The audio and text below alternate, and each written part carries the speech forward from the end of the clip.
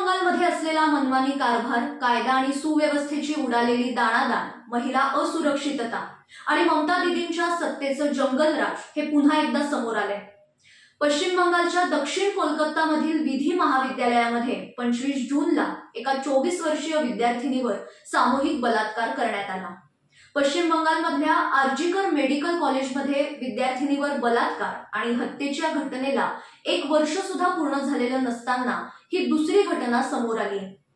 सामूहिक बलात्काराच्या घटनेनंतर पश्चिम बंगालमधलं राजकीय वातावरण हे चांगलंच तापलंय। बलात्कारासारख्या घटनेचं गांभीर्य राजकारणी लोकांना समजत नाही आणि एकमेकांवर आरोप प्रत्यारोप करण्यासाठी राजकारणी कोणत्याही थराला जाऊ शकतात, काहीही बोलू शकतात, हे पुन्हा एकदा सिद्ध झालंय। आता हा संपूर्ण प्रकार काय आहे हेच आजच्या भागातून आपण जाणून घेणार आहोत। नमस्कार, मी बागेश्री पारनेरकर डिजिटल विवेक मध्ये सगळ्यांचं मनापासून स्वागत करते। आता पीडित मुलीने दिलेल्या तक्रारीनुसार बुधवारी म्हणजे 25 जूनला संध्याकाळी 7:30 ते रात्री 10:30च्या दरम्यान दक्षिण कलकत्ता विधी महाविद्यालयाच्या गार्डरूम मध्ये तिच्यावर बलात्कार करण्यात आला। महाविद्यालयाच्या विद्यार्थी संघटनेच्या एका बैठकीला ती गेली होती आणि त्यावेळेस हा सगळा प्रकार झाला। या प्रकरणी पोलिसांनी आतापर्यंत 3 जणांना अटक केली आहे। आता एरवी भाजप, हिंदू सण, प्रभू श्रीराम यांच्याविषयी गरळ ओकणाऱ्या ममता दीदी आता मात्र मूग गिळून गप्प बसल्या।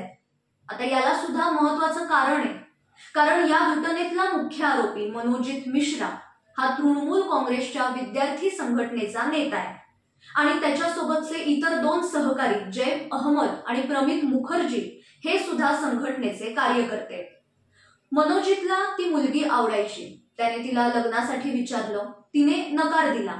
पण ही मुलगी आपल्याला नकार कसा देऊ शकते, आता तिला मी धडा शिकवतो, या विकृत मानसिकतेतून त्याने आपल्या साथीदारांना सोबत घेऊन हे विकृत घाणेरडं कृत्य केलं।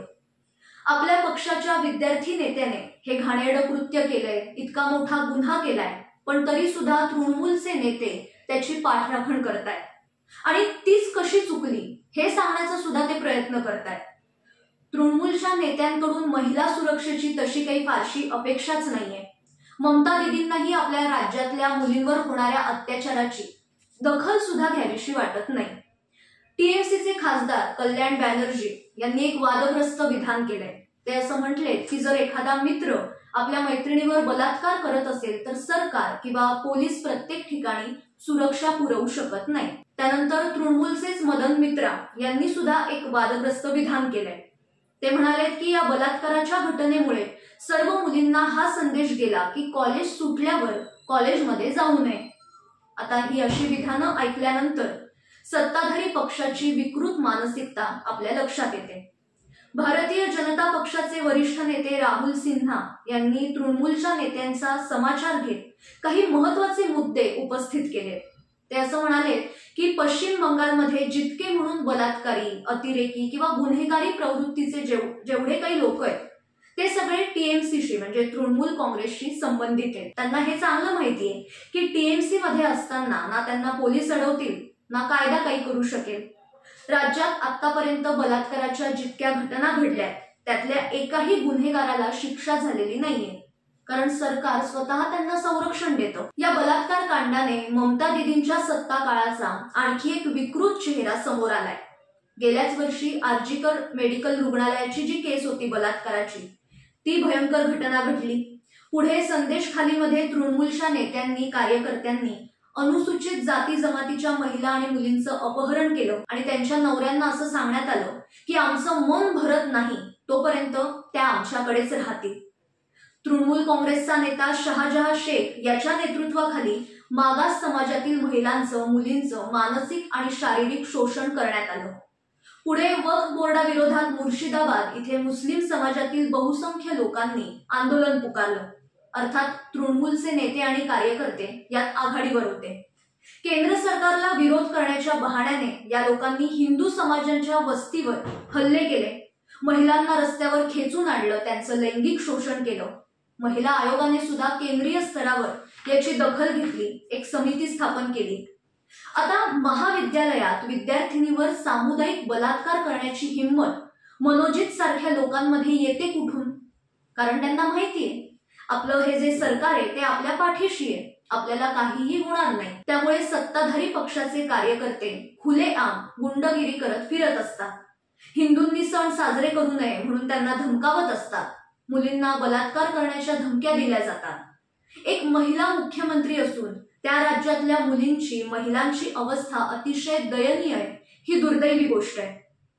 पश्चिम बंगालमधली एकूणच परिस्थिती नेमकी काय ती समजून घेण्यासाठी संघ परिवारातल्या काही कार्यकर्त्यांशी, काही विद्यार्थी संघटनांशी आम्ही बोललो आणि त्यांच्याकडून माहिती घेतल्यानंतर एक गोष्ट लक्षात आली की पश्चिम बंगालमधल्या हिंदूंची आणि मुलींची अवस्था अतिशय बिकट आहे. म्हणजे वास्तव अतिशय भयान आहे. तिथे रोज कुठे ना कुठे अशा घटना घडत असतात आणि एखादी मोठी घटना घडल्यानंतर बातम्यांमधून ती आपल्या समोर येते.